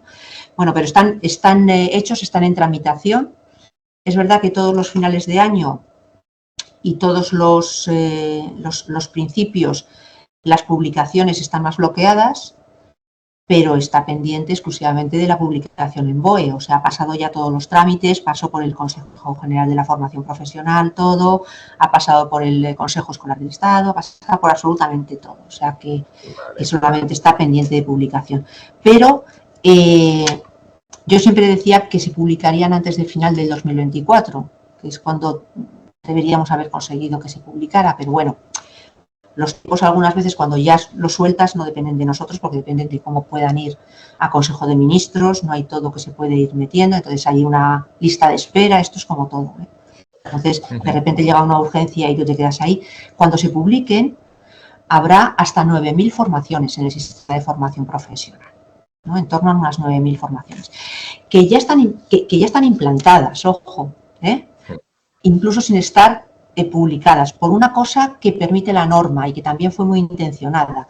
Y es que los grados C, ahora mismo que hay, son los antiguos certificados de profesionalidad, que ahora han pasado a llamarse certificados profesionales, y a esa bolsa se unirán todos los demás cuando se publiquen. Pero los grados B y los grados A, la norma lo que dice es que las comunidades autónomas tienen la potestad de convocar, o sea, de ofertar, mejor, de hacer esas ofertas formativas de grados B y de grados A, y que lo que generarán serán unas titulaciones con validez a nivel autonómico, hasta tanto se publiquen. Es decir, que, fíjate, incluso eso, ¿con qué intención? No con la intención de ahora mismo, sino imagínate que en tu caso, tu comunidad autónoma, la Comunidad Valenciana, decide que hace un grado B que no estaba en el catálogo, pero que está dando respuesta, o una combinación de varios módulos que resulta que se ajusta a un perfil que está saliendo ahora y que lo hace. ¿Hay que esperar a que nosotros desde el Ministerio lo hagamos? No, hágase. Esa es la agilidad. ¿Vale? Sí. Lo pueden sacar. Claro, lo pueden sacar con validez ¿dónde? En su comunidad autónoma. ¿Qué tienen que hacer automáticamente? Proponerlo al Ministerio. ¿Para qué? Para que el Ministerio publique y tenga validez en todo el Estado. Porque lo que tiene sentido en una probablemente no tenga también en otra comunidad autónoma. Pero es lo que genera esa agilidad. ¿Vale? Es decir, que las administraciones ya están ofertando esos grados B y esos grados A, esas microformaciones ya se están ofertando, ¿no? Pero digamos que con esas condiciones, a ver si ya de una vez conseguimos efectivamente que salga y que yo tengo muchas ganas de verlos, ¿eh? Muy bien. Bueno. Y con los nuevos módulos, porque los nuevos módulos, la gente se preocupa mucho por la dual y yo veo más problema casi con los nuevos módulos, porque claro, teníamos 400 horas de FCT, ahora tenemos 500 de dual. Los ciclos siguen siendo de 2.000 horas. En realidad, al final, no hay tan gran movimiento de horas. Para mí, el verdadero quebradero de cabeza viene con que entran unas 400 horas, 300, 400 horas de nuevos módulos, ¿vale? Y el ciclo sigue siendo de 2.000 horas. Entonces, ahí empieza a ver, claro, tienes que coger de un sitio, recortar de otro sitio, porque claro, en 2.000 horas metes nuevos módulos. Entonces, ¿por qué la introducción de estos nuevos módulos? ¿Por qué el cambio de FOL a IP1 y IP2? Teniendo en cuenta que es un quebradero de cabeza importante, porque es más temario, mismas horas. Entonces, al final hay que compactarlo todo. Pues mira, te cuento, porque antes la FCT tenía, se le computaban, en realidad, lo que antes se había hecho, Fernando, era una cosa muy sencilla. Ya sabes que antes los ciclos, cuando se llamaban módulos, tenían 1.400 horas, ¿no? 1.600, según. Y entonces lo que se hizo fue ampliar un poquito más y colocar la FCT con el trocito que quedaba para completar las 2.000 horas. Y punto. Esos cambios se hacen en un pispás. Si la FCT no se están formando en una cosa distinta de lo que se forman en los módulos, ¿cómo va a tener un horario diferencial? La estancia en empresa tiene que ser un porcentaje del conjunto del ciclo, pero a los que hay que asignar horas es a los módulos en función de su importancia en relación a la formación que queremos dar al estudiante. Son esos módulos, da igual lo que te decía antes, en qué aula lo haga, en qué aula se forme, más en el centro, más en la empresa. Por tanto, las horas que estaban asignadas, que eran un poco falsas, digamos, en ese sentido, en sentido de visión de conjunto, de adquisición de las competencias, al final lo que se ha hecho ha sido repartir, de tal manera que hay módulos que han aumentado, módulos que existían, que han aumentado en su duración. Hay otros que están, por ejemplo, el tema de FOL y empresa. Mira, FOL y empresa yo creo que yo lo he hablado mucho con los profesores de FOL, o sea que ni ellos estaban satisfechos, por supuesto hablo en términos generales, con el currículo ni con el papel que la FOL y la empresa tenían en lo que es el conjunto del ciclo formativo. Incluso te diría más, hablando en el foro en el que hablamos, incluso en el propio departamento, los de pata negra y los otros. O sea, que es que aquí hay muchas implicaciones de todo, ¿no? Entonces, si queremos pasar, también esas frases que quedan fenomenal, pero luego hay que concretarlas en la realidad, ¿no? Lo de es que son importantísimas las competencias transversales. Claro, son importantísimas. Hay que saber tintar, como dices tú, ¿no? Y cortar el pelo, o poner paneles solares, o conducir un camión de mercancía peligrosa. Pero también hay que saber, hay que tener competencias transversales, porque son igual de importantes. Y todos los estudios, absolutamente todos, de qué es lo que genera empleabilidad, es verdad que son las habilidades técnico-profesionales. Evidentemente tienes que saber servir en un restaurante. Pero si además de saber servir, porque eres un mago de la cocina, no sabes tratar al cliente, pues sabemos lo que ocurre, que ninguno de nosotros volvemos, ¿no?, al sitio. Entonces, es tan importante enseñarle cómo tiene que hacer las cosas que hacerlas. Y las competencias transversales, que tienen mucho que ver con la IP1 y IP2, pues había que darles el espacio que necesitaban, y además había que plantearlo de otra manera. No estamos formando a los estudiantes en derecho. No queremos que sean especialistas en tipos de contratos. Queremos que aprendan, porque la FOL se llamaba Formación y Orientación Laboral. En algunos casos se hacía fenomenal y en otros pues no se hacía tan bien. Como en todos los módulos. Bueno, como en todos los módulos. Entonces, ¿qué es lo que se pidió a un equipo de profesores de FOL? Vamos a ver, pensad cuál sería vuestro ideal, qué tienen que saber unos estudiantes para enfrentarse al mundo laboral y cómo hacerlo de manera que tenga encaje y sentido en todo y que tenga coherencia con el resto de módulos, ¿no? Y eso es lo que diseñaron. Evidentemente, luego hubo que ajustar, porque todos pensamos que nuestros módulos son los más importantes y necesitamos más horas. Luego después pues hay que ir encajando, ¿no? Pero el currículo lo diseñaron los profesores de FOL. ¿Por qué? Porque requería una actualización desde hace muchísimos años. Muchísimos años, y las asociaciones de profesores de FOL lo decían. ¿Por qué meter otros módulos? Pues porque la digitalización aplicada al sector productivo, la sostenibilidad aplicada, es imprescindible. Alguien que se vaya a dedicar al sector de la agricultura y que vaya a hacer un ciclo formativo no puede salir de allá sin saber que ya no se vendimia más que con drones, en una gran parte, viendo cómo van madurando las zonas de viñedos, o que en las naves de ganadería, pues para la sostenibilidad se utilizan determinados procedimientos. Es que tiene que formar parte de su formación. Y entonces la garantía es eso, porque nadie puede salir.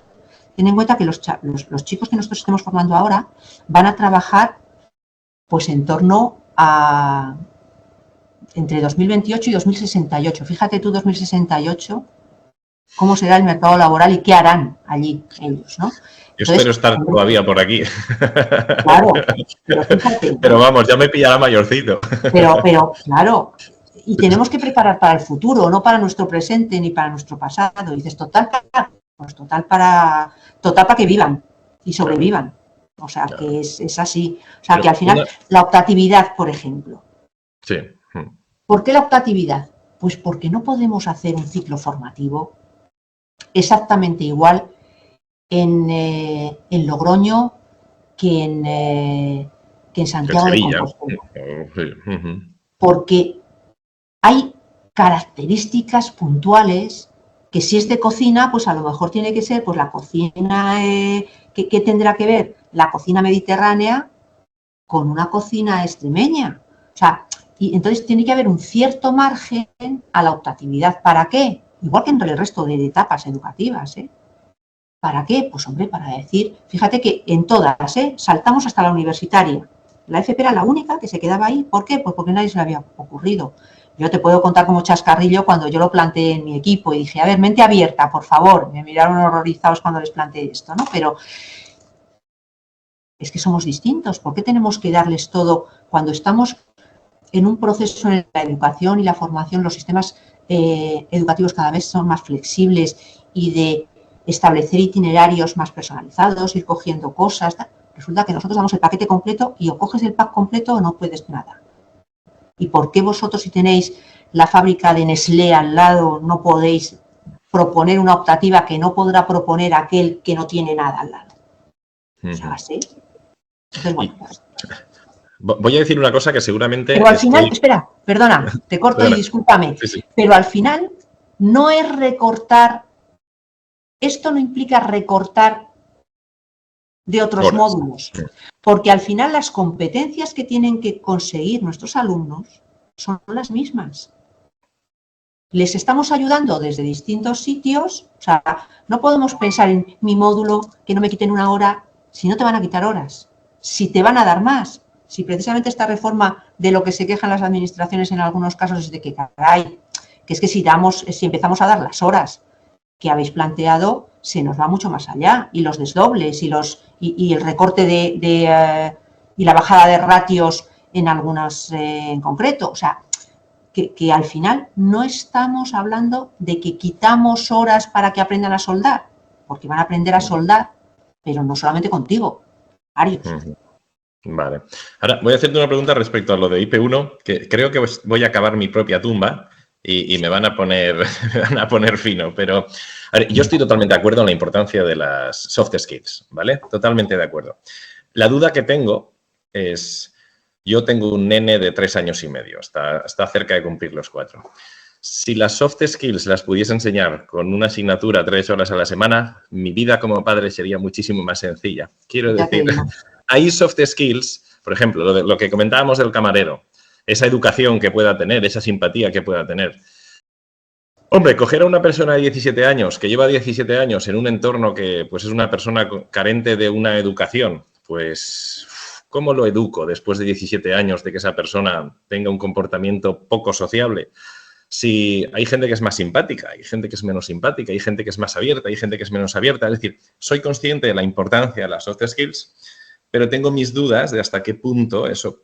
O sea, hasta un cierto punto podemos enseñarlo, pero un poquito limitado, quiero decir, porque muchas de esas soft skills son características personales. Y desde luego que con una persona que te llega ya con una edad, ya un mayor de edad o casi, puede ser muy complejo o incluso imposible de cambiar eso. Está bien que se lo demos, pero no sé si puede llegar a tener un resultado o hasta qué punto puede dar un resultado. A ver,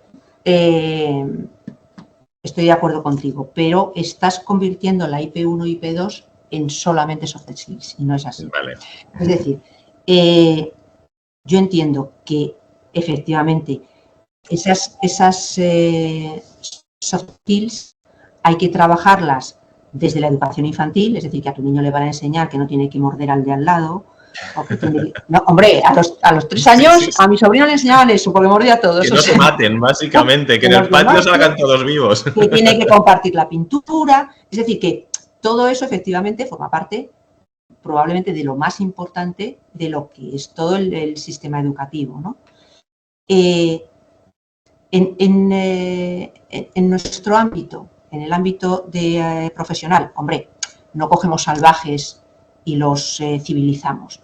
Lo que hacemos es intentar que en lo que es la definición de un buen profesional hay una serie de cosas, ¿no?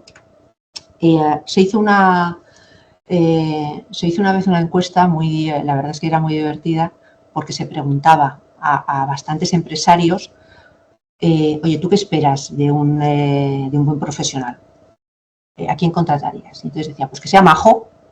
Vale, pues define majo. O sea, decía, pues que sepa hacer, que sepa soldar, que sepa tal, y que sea majo. Vale, pues define majo. Bueno, pues en ese majo es esa persona que sabe adaptarse a un equipo de trabajo, que no te monta lío, que no genera más problemas que ayuda, que si hay que cambiar el tipo de tarea, no se le rompen los esquemas. Fíjate con lo rígidos que somos a veces los docentes, que decimos que no me cambien esto, pero tengo que formar en la gestión del cambio, fíjate tú, ¿no? Pero tenemos que empezar por nosotros.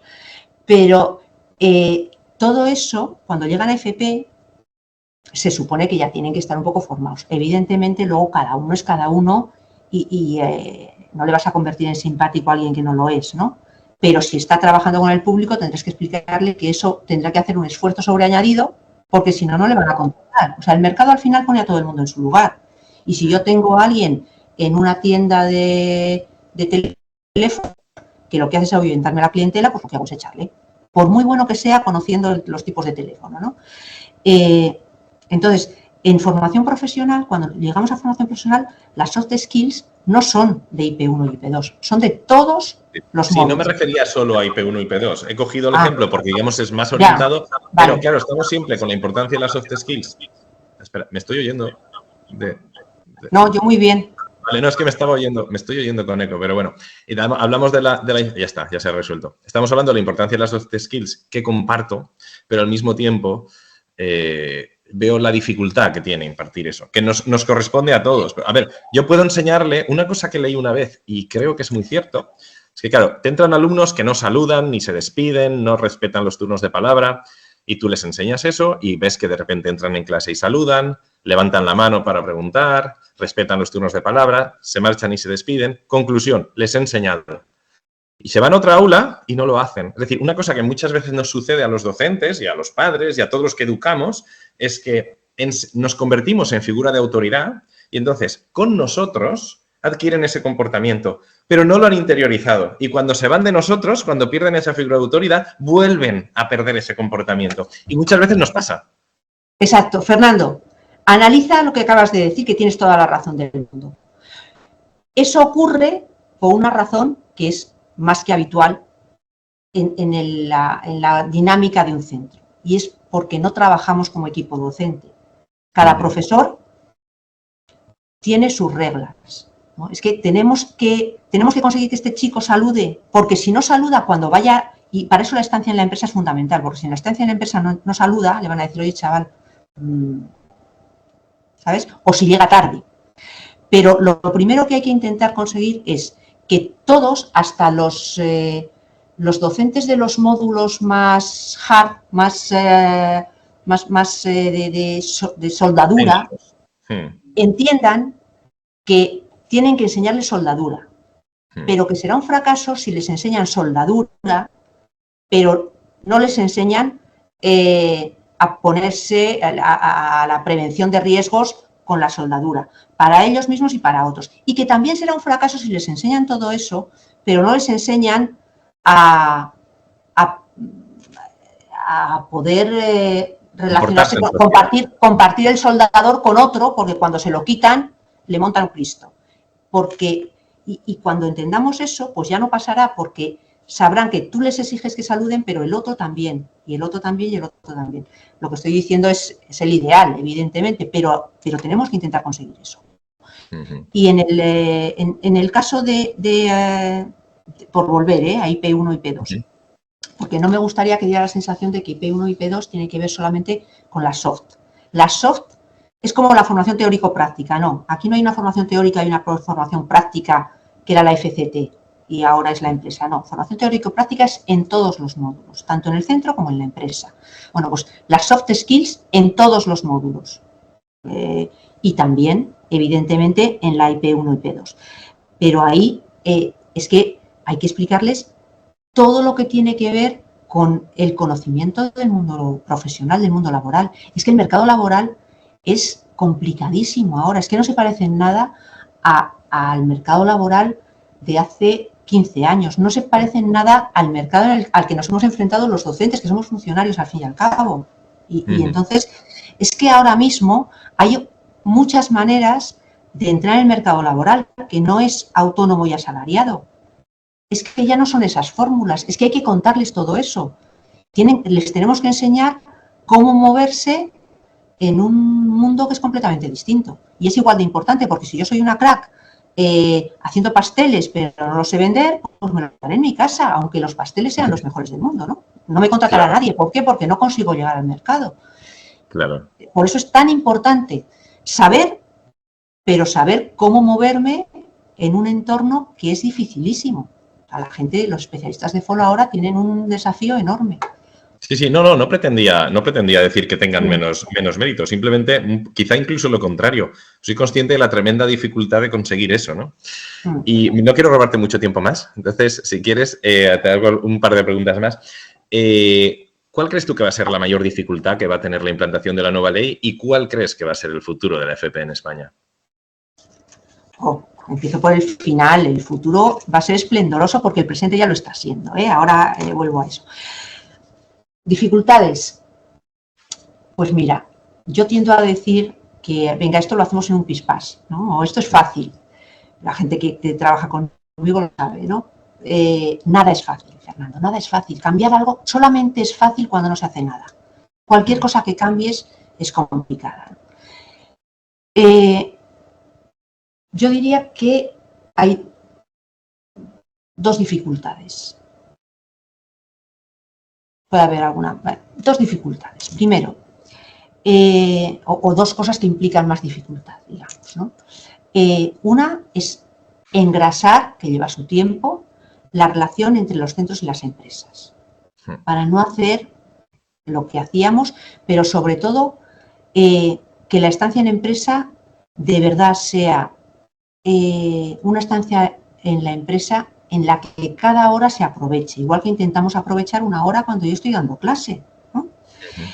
Para que la estancia en empresa no sea tan complicada para los docentes, que a mí eso es algo que me preocupa mucho, ¿eh?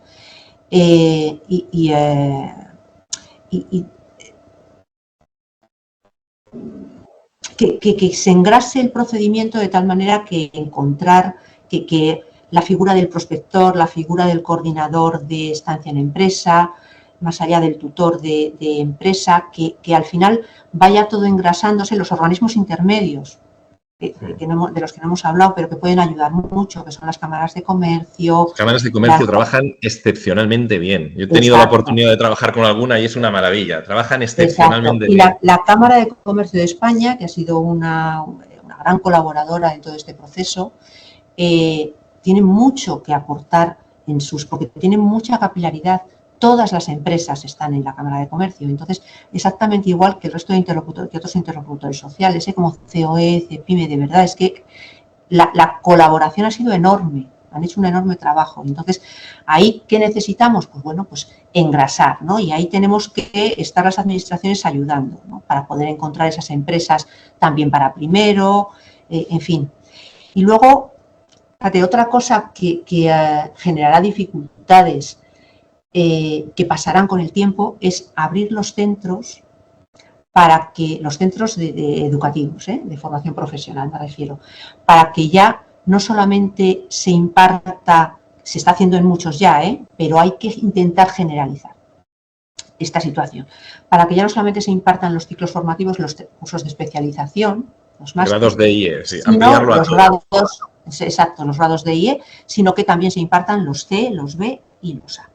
Es decir, tenemos que luchar contra la reticencia de este centro solamente imparte esto y yo solamente imparto ciclos y cursos de especialización. ¿Por qué? ¿Por qué? Si tú eres bueno y explicas a los chavales más jóvenes, no tan jóvenes en muchos casos, porque la matrícula de personas con más de 35 años es de más de 150.000 en España, cerca de 200.000.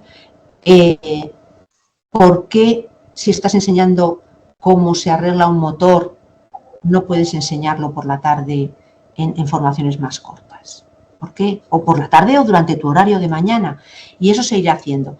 Hay ya comunidades autónomas que lo tienen generalizado, hay otras que lo están haciendo, hay muchísimos que funcionan así. Y ahí hace falta que las administraciones autonómicas acompañen, como es lógico, y que los centros se abran a esa dinámica, porque será la única manera de ir aproximándonos a lo que tiene que ser un centro de formación profesional del siglo XXI, que es un centro de formación profesional Si mi especialidad es la peluquería o es la agricultura o es la inteligencia artificial, yo formo.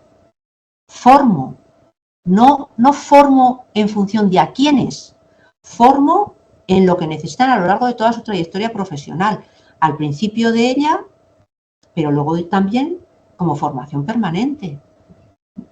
Y yo creo que es un recorrido infinitamente más rico para los centros, que también tendrán que incorporar todo lo que tiene que ver con innovación aplicada, con investigación aplicada, con innovación, entrar en proyectos de innovación. Es decir, que nada de lo que enseñemos en 5 años va a ser lo que estamos enseñando. Entonces tenemos que estar una de dos, o nos dedicamos a formarnos, pero no a nivel teórico. Yo muchas veces insisto en lo distintos que son el profesorado de formación profesional. Claro que se tienen que formar como todos los demás, pero en matemáticas uno se forma de una manera y en soldadura uno se forma de otra. Y eso pues no es una cuestión de querer diferenciarse, es una evidencia.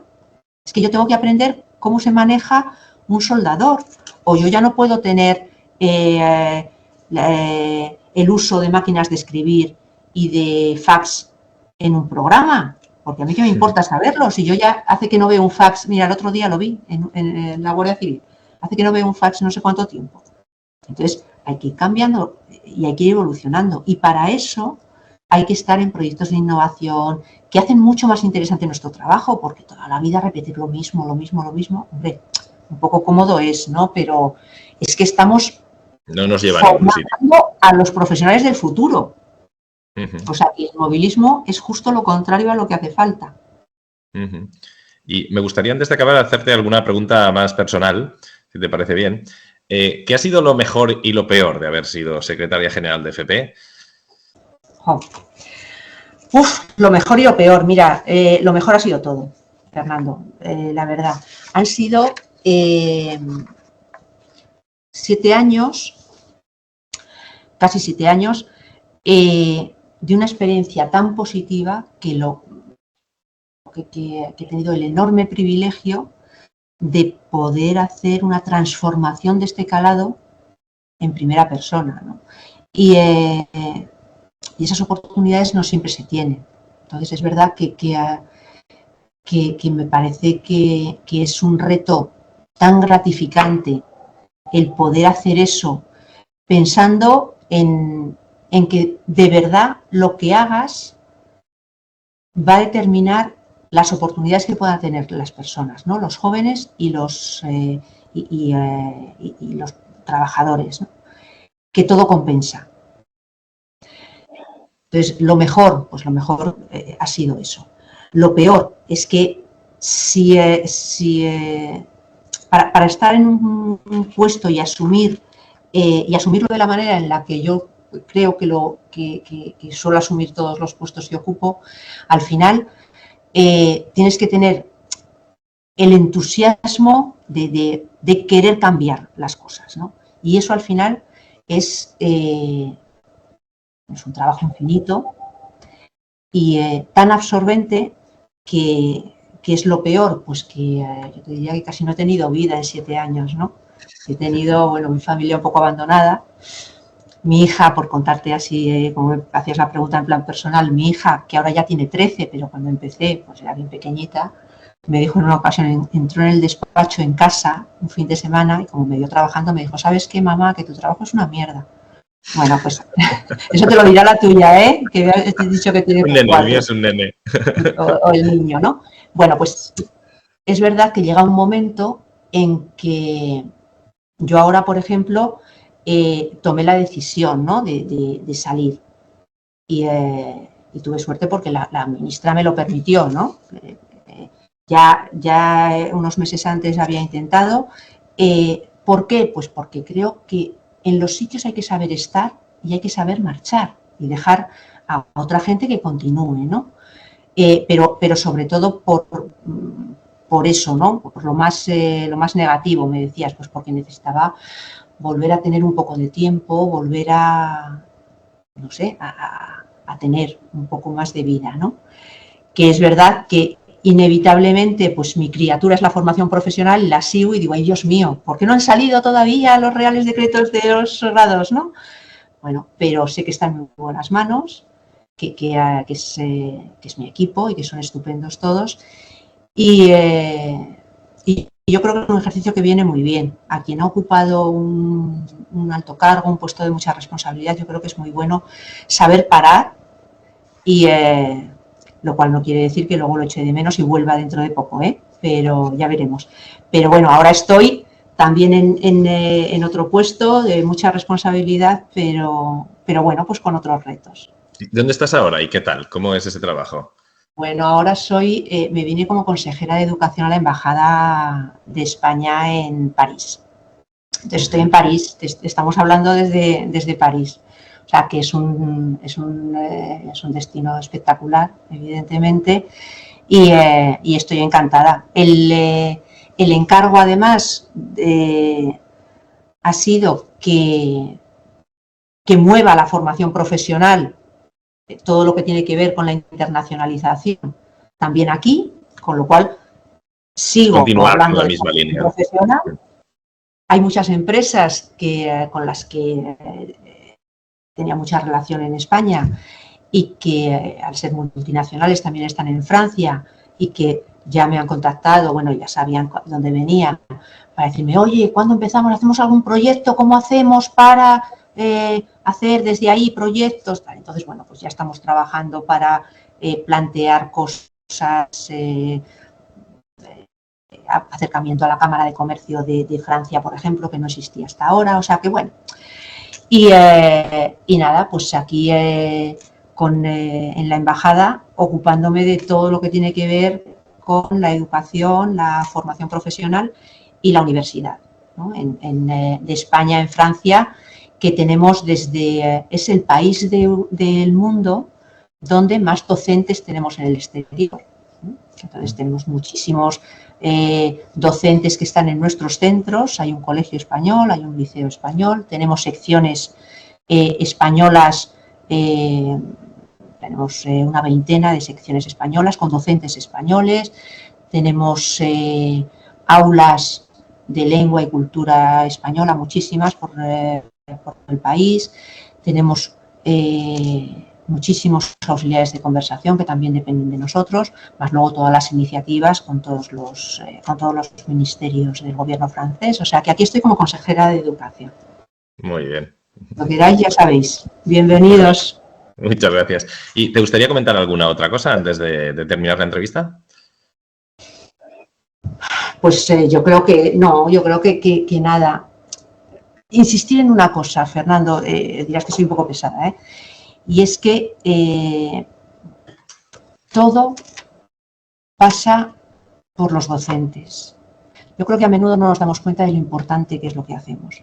Entonces es tan importante, de verdad. Mirad, tenemos una ley ahora mismo y un sistema que pone de ejemplo la Comisión Europea. Ya no pone de ejemplo a Alemania, es que nos pone a nosotros como ejemplo.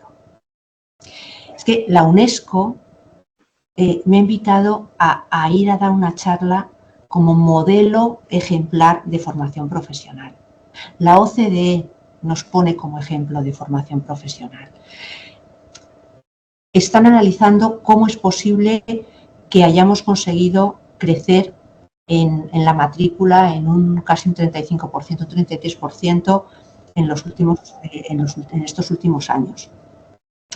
Que en los últimos años hemos multiplicado por 2 los trabajadores que se forman en formación profesional. Que, por cierto, un dato que antes te decía que comentaríamos y que no habíamos comentado. Hablamos mucho del paro juvenil. Sabes que solamente de todos los desempleados, solamente el 18% tienen un título de FP. Sí. Todos los demás o no tienen título o tienen otros títulos. Entonces, ahora mismo que egresados universitarios se matriculan en FP para tener un acceso al empleo, es que es muy significativo. Por eso, lo que tenemos que hacer el papel de los centros y el papel de los docentes, que no da igual. A veces el día a día te come y dices, si total da igual. No da igual. Nada da igual. Digo lo mismo que me decía yo cuando en el despacho estaba ya agotada y decía, bueno, si total, ¿qué más da? gobierno. Pues no, no da igual, nada da igual, porque al final el hacer mejor o peor las cosas, el pensar en que de ti depende el futuro de esos que tienes ahí delante, ¿no? Y de verdad es una transformación viable que se puede hacer, no es compleja. Siempre todo parece mucho más difícil antes de empezar, pero todo se puede hacer. Y yo creo que lo que hace falta es entusiasmo por parte de los docentes. Yo siempre digo que los profesores de formación profesional tienen un valor añadido de entusiasmo, ¿no? Y sinceramente yo creo que se demuestra siempre, y yo creo que los centros y el profesorado, ahora ya que está implantada, pues sois los que tenéis el balón en vuestro tejado. Ahí testigo, sí. Ahí ya con las administraciones que tienen que ayudar, y no poner pegas, ayudar siempre. Pero vamos, yo creo que eso. Y que nada, y que encantada de charlar cuando queráis, de lo que queráis, de cualquier cosa que genere cualquier duda. En plan más, pues, incluso más técnico de, oye, ¿cómo hacemos los RAs? Pues bueno, esas cosas, que yo tengo mi querencia ahí de inspectora y de cuando hacía estas cosas, de vamos a planificar tal en los centros, pues encantada. Pues muchísimas gracias y muchísimas gracias por esta entrevista. Ha sido muy interesante y además poder tener la oportunidad de hablar pues con la persona que básicamente ha redactado, ¿no?, la nueva ley, que no es fácil tener esa oportunidad. Bueno, sí, básicamente. El papel en blanco te decía antes que da un vértigo enorme, pero bueno, luego se va construyendo, y luego ya entre todos, fíjate, a mí me sirvió para aprender una cosa, Fernando, y es que siempre el resultado es mejor cuando se hace entre muchos. Yo algunas veces estaba tan... Cuando se hace, perdona, te he perdido. ¿Cuando se hace qué? Sí, cuando se hace entre muchos, te vale. decía. Fíjate, yo redacté el primer borrador de la ley entero, ¿no? Y me parecía que era el mejor posible, ¿no? Y cuando ya se empezó a debatir y fue a la mesa de diálogo social y los empresarios decían y los sindicatos decían y proponían y cambiar esto, las comunidades autónomas, y esto no, esto da. Iba cambiando. Decía, bueno, claro, a lo mejor mi criatura ahora me la van a estropear, con lo mona que es, ¿no?, mi niño. Pues no, uno aprende la humildad de darse cuenta de que sale mejor. Y eso es muy importante. Y esta reforma ha sido una reforma basada en el consenso porque se ha trabajado mucho. ¿Se puede hacer, es más cómodo hacerla en solitario? Pues sí, pero es mucho mejor hacerla entre más, sobre todo porque es una reforma que no se cuestiona. Es decir, que aquí no estamos al albur de, bueno, ¿y si hay un cambio de gobierno? No va a pasar nada. Es una reforma que está valorada, asumida y consensuada por todo el mundo. Entonces, yo creo que eso vale la pena y que nos da una cobertura a todos los centros, a todos los docentes para crecer, para hacer proyectos, para desarrollar un poco la línea que quieras, que es enorme. Muy bien. Pues muchísimas gracias, Clara. Gracias a ti. Bueno, y pues nada, encantada. Cuando quieras, hablamos. Perfecto, muchas gracias. Nos vemos en el próximo vídeo. Hasta luego. Adiós.